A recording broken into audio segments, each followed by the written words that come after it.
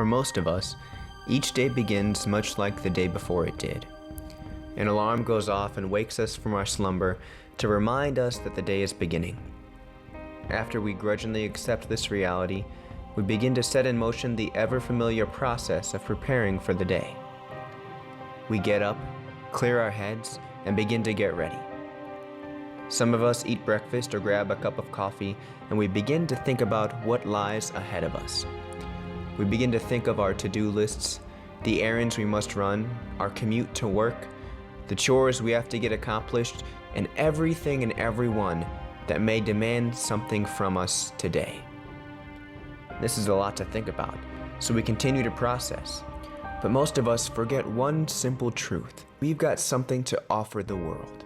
Maybe it'll be a smile or a hug, maybe a word of encouragement, or a nugget of truth that changes someone's life. You don't have to see it that way. You can continue to believe that you're simply fulfilling the minimum obligations that you have as a person. Or you can choose to believe that in some small way, you're a hero. And just like any other hero, you write your own story.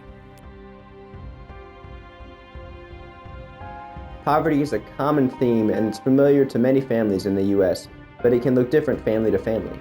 For our family, poverty looked like homeless shelters and dirty motels.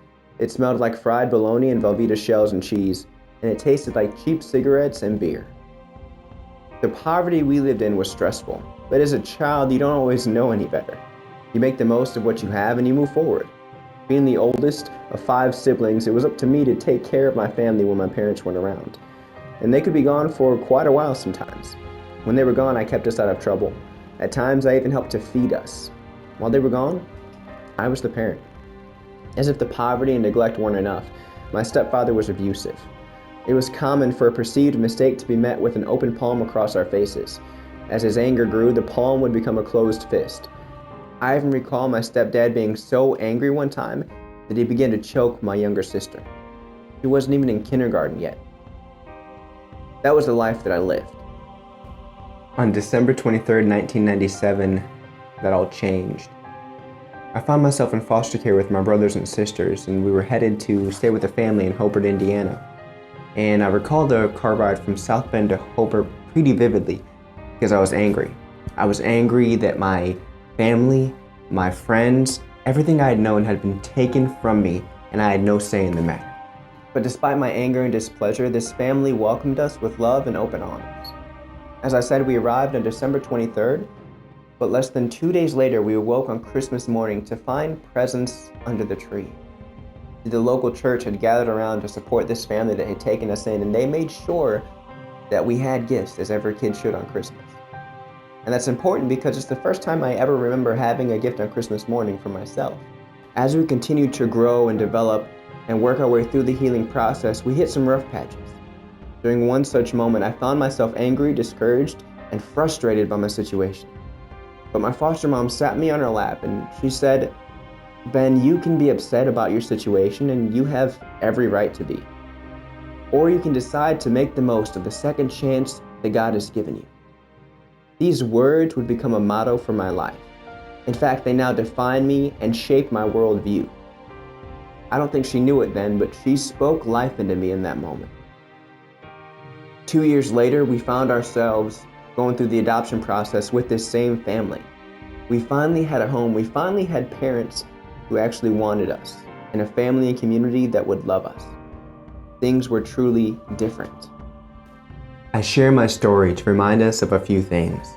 First and foremost, I believe we can all rise above our circumstances and situations if we have the right support.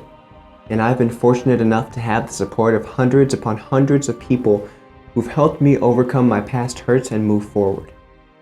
You can be the support that someone else needs. It doesn't have to be something crazy like adopting a child. It can be something smaller like mentoring, tutoring, or just being there for someone when they're in that time of need. There are people running the streets, sitting in prisons, or barely getting by that have gone through similar things that I've gone through. I could be the convict in prison. I could be the man sitting on the street begging for money.